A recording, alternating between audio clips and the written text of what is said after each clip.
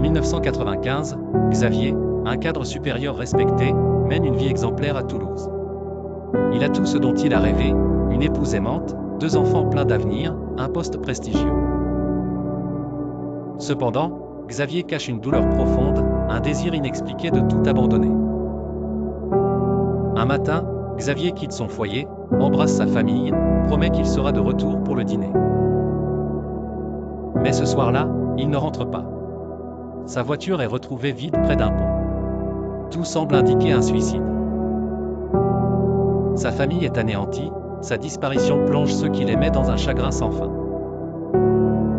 Mais Xavier n'est pas mort.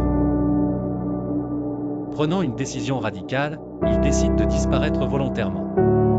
Il laisse tout derrière lui, change de nom, devient un autre homme. Pour survivre, il enchaîne les petits boulots, se résigne parfois à dormir à la belle étoile. Lentement, il reconstruit sa vie dans une nouvelle ville, sans jamais révéler sa véritable identité. Des années passent, et Xavier, devenu un autre homme, réussit à se fondre dans le décor.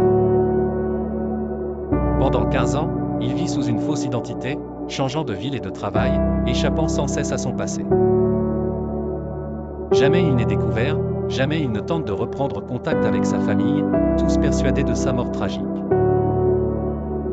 En 2010, tout bascule. Lors d'un contrôle routier de routine, sa fausse identité se fissure.